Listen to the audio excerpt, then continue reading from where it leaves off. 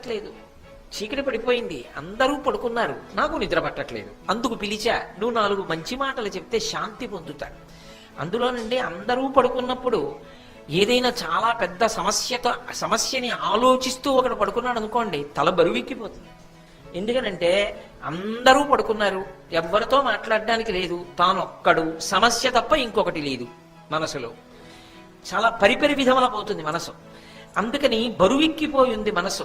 కాబట్టి నువ్వు ఏదైనా మంచి మాట చెప్పు అంటే వెంటనే విదురుడు అన్నాడు, ఇంత చీకటి పడిపోయింది కదా, అందరూ నిద్రపోతున్నారు కదా, నీకెందుకు నిద్ర పట్టలేదు అని. బలవంతుడు పైనెత్తిన బలహీనుడు, ధనము కోలుపడిన అతడు, మృచ్చిల వేచువాడు, కామాకుల చిత్తుడు, నిద్రలేక కుందుదురధిపా. లోకంలో నలుగురికి నిద్ర పట్టదు ధృతరాష్ట్ర మహారాజా. అందరూ హాయిగా నిద్రపోతారు, నలుగురికి మాత్రం నిద్ర పట్టదు. ఎవరెవరికి పట్టదో తెలుసా? బలవంతుడు పైనెత్తిన బలహీనుడు, చాలా బలవంతుడైనటువంటి శత్రు వచ్చి మీద పడ్డాడు అనుకోండి, అప్పుడు బలహీనుడైన వాడికి నిద్ర పట్టదు. అయ్య బాబోయ్ ఏమైపోతుందో అని బెంగ. ఇక 2, ధనము గోలుపడిన ఇతడు, డబ్బంతా పోయిందనుకోండి, ఏం నిద్ర పడుతుంది? వాడికి నిద్ర పట్టదు.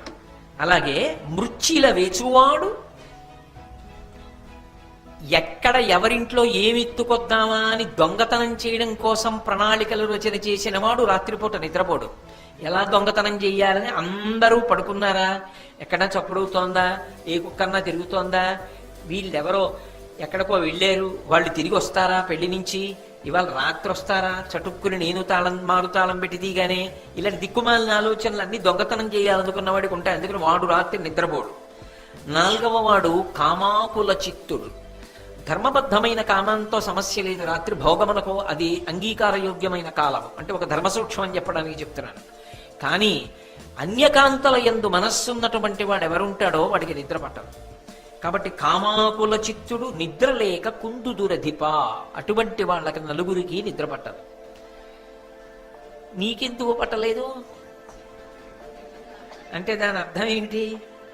ఈ 4 నువ్వెవరో చెప్తాను మంచి మాటలు, దానికి తగింది కదా చెప్పాలి. రోగం ఏమిటో తెలిస్తే కదా వైద్యం. ఈ 4 దేనిలోకి వస్తావు అని ఎంతైనా సిగ్గుపడతాడు కదా అని 5వదొకటాన్ని సృష్టించాడు విదురుడు. సృష్టించి 5వదొకటి చెప్పాడు. చెప్పన్నాడు, ఈ కొరగాముల లోపలనొక్కటి నీ చిత్తవృత్తి నుందెనో, ఎరుసెమ్మెక్కటి కుడువ తలంచితివో, నిక్కముగతమేమి చెప్పుమా నిద్ర సెడుటకు. నువ్వు ఒక్కడివే, వేరొకరు కూడా అనుభవించవలసినటువంటి ధనాన్ని ఐశ్వర్యాన్ని అనుభవించేద్దాం వాళ్ళకి దక్కకుండా ఏమైనా ఆలోచన చేస్తున్నావా? ఆ కారణానికి కూడా నిద్రపట్టదు. ఒకవేళ పైనాలు కానీ ఈ 1 కానీ 5 దేనికైనా నీ మనసులో బాధ ఉంటే చెప్పు, నీకు అందుకు నిద్ర పట్టట్లేదు, దాన్ని బట్టి చెప్తాను అంటే. ఎంత కాదన్నా ధృతరాష్ట్ర మహారాజు తెలియదండి ఎందుకు ఆయనకి నిద్ర పట్టట్లేదో తెలియని అమ్మాయి కూడా ఆయనకి తెలుసు. కాబట్టి ఆయన అన్నాడు, నేను ఎందుకు బెంగ పెట్టుకున్నానంటే విదురా, ధర్మరాజు ఏమంటాడంటావు అంటే ఏమిటి, ధర్మరాజుకి దక్కకుండా తన కొడుక్కి కట్టపెట్టేద్దాం అనుకున్నాను. 5వ కారణం నువ్వు చెప్పింది సత్యమే, కానీ వాళ్ళు అజ్ఞాతవాసం పూర్తి చేస్తారు అనుకోలేదు, పూర్తి చేశారు, ఇప్పుడు తిరిగి వచ్చారు, ఊరుకుంటారా? తమ రాజ్యం తమకిమ్మనరా? సంజయుడితో పంపించాను, సగం చెప్పి తిట్టి వెళ్ళిపోయాడు, పూర్తిగా చెప్పలేదు, రేపు చెప్తానన్నాడు. ఏమంటాడో, యుద్ధానికి కానీ వస్తానంటాడంటావా? ఇప్పటికీ కోరికేమిటి? దుర్యోధనుడు ఒక్కడే అనుభవించాలి. ఇన్నాళ్ళు కష్టాలు పడ్డారు, మళ్ళీ వీళ్ళకి రాజ్యం దక్కకుండా ఎలా పోవాలి? అందుకు నిద్ర పట్టట్లేదు. అందుకని ధర్మరాజు మనసు ఏమై ఉంటుందంటావు అంటే, తనకున్న దుర్బుద్ధి ధర్మరాజు కూడా ఏమైనా చేసేస్తాడా అని ఆలోచన. వెంటనే విదురుడు అన్నాడు, అనవుడు నిట్లను విదురుడక్కట ధర్మసుతుండు బాంధవుండును, చెలికాడును తగు భటుండును, ప్రగ్గడయున్ గురుండు కాడే నృపవరిణ్య నీకు, ప్రకటీకృత సత్వుడు శాంతమూర్తి సద్వినయ వివేకశీలముల విశ్రుడు, అతడు కిడు పల్కుని. ఏమయ్యా, ధర్మరాజు అనేటటువంటి వ్యక్తి ఎటువంటి వాడో నీకు తెలియదా? ఆ ధర్మరాజు నీ మనసు ఖేదపడేటట్టుగా మాట్లాడతాడని ఎందుకు అనుకుంటున్నావు? అసలు ధర్మరాజు ఎటువంటి వాడు? ఆయన ధర్మసుతుండు, సాక్షాత్తుగా ధర్మదేవత యొక్క కుమారుడు, పైగా బాంధవుండు. నీకు అంతకన్నా గొప్ప బంధువు లోకంలో లేడు. నీ కొడుకులు అనుకుంటున్నావు, నిజంగా కొడుకు ధర్మరాజే. చివరికి అదేనా నిరూపణమైంది. బాంధవుండు చిలికాడును, ఆయన లాంటి స్నేహితుడు కూడా నీకు లేడు. ఎందుకని? స్నేహ అన్న మాటకు అర్థం ఏమిటంటే స్నిగ్ధ లాగా అంటి పెట్టుకుని ఉండడం. అంటి పెట్టుకోవడం అంటే ఎప్పుడు భుజం భుజం తగులుతూ కూర్చోమని కాదు. ఏ మంచికైనా ఏ చెడుకైనా ఆయన మనసులో జ్ఞాపకానికి వస్తాడు. నా మనసిరిగిన మిత్రుడు కదా అని గుర్తొస్తూ ఉంటాడు. నిన్ను మనసులో తలుచుకుని అయ్యో పెద్దనాన్న ఏం బాధపడతాడో అని ఆలోచించి మాట్లాడగలిగినటువంటి స్వభావం ఉన్నవాడు. అందుకని చిలికాడు. తగు భటుండు, నీకు ఆయన కన్నా గొప్ప సైన్యం, నీకు ఆయన కన్నా గొప్ప వీరుడు ఎవరున్నాడు? ప్రగ్గడయున్, మహామంత్రి అయ్యా నీకైన. నీకు తగిన ఆలోచన నిజానికి చెప్పగలిగిన వాడు. అందుకని నీకు మంచి మాటలే చెప్పి పంపించి ఉంటాడు తప్ప సంజయుడితో నువ్వు బెంగపెట్టుకుని కొట్టుకోవలసిన మాటలు ఎందుకు చెప్పాడని అనుకుంటున్నావు? అసలు ఈ ఒక్క పద్యానికి నిద్రపోవాలి ధృతరాష్ట్రుడు నిజానికి, కానీ అలా తేలిగ్గా ఆయన నిద్ర పట్టదు ఆయనకి. కాబట్టి ప్రగ్గడయున్ గురుండు కాడే. గురుండు అంటే పెద్దరిక ఉన్నవాడు కాదా? కొంతమంది చూడండి వయసుతో సంబంధం ఉండదు.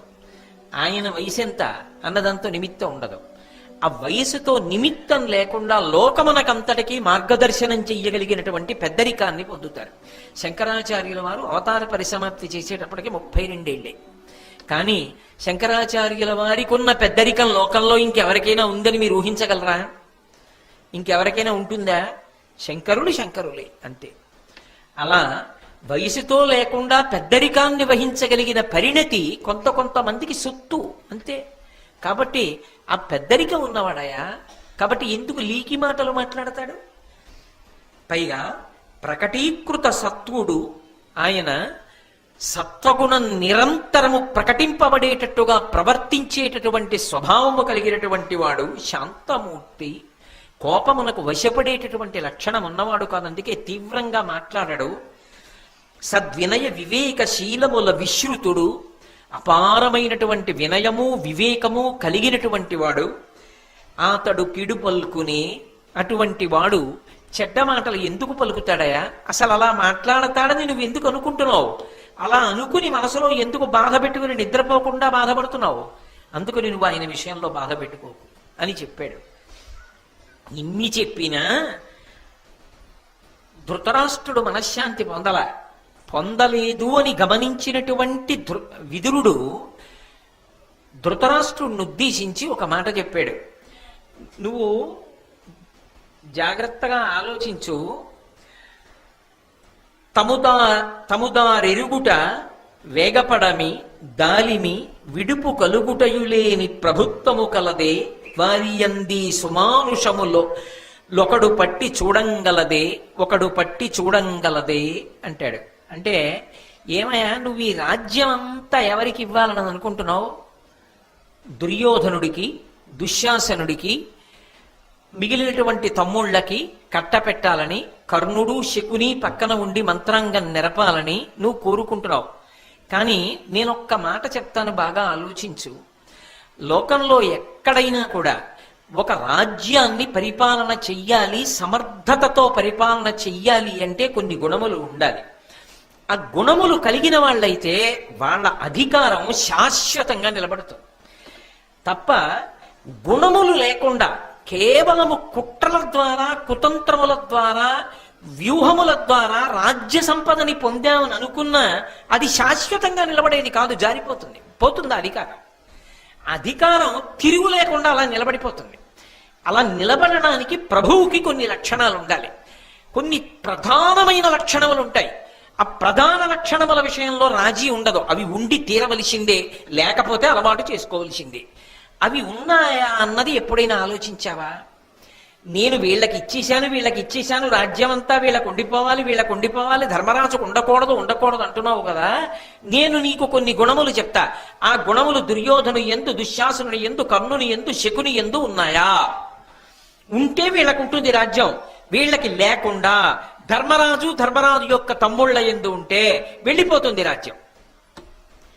నువ్వు పట్టు కూర్చుని ఏడిస్తే ఉంటుందా గుణముల వాళ్ళ ఎందు లేనప్పుడు? ఆ 4 ఉన్నాయా? అప్పుడు కాదు, ఎప్పటికీ అంతే ఆ సిద్ధాంతం. అందుకు విదురుడు చెప్పిన మాటలకు అంత విలువ. అందులో ఆయన మొదట చెప్పింది ఏంటంటే తముతా మెరుగుట. ఎప్పుడైనా సరే ప్రభుత్వాన్ని నిర్వహించేటప్పుడు, రాజ్య పరిపాలన చేసేటప్పుడు మొదట ఉండవలసిన లక్షణమేది? తన గురించి తాను తెలిసినటువంటి వాడై ఉండాలి.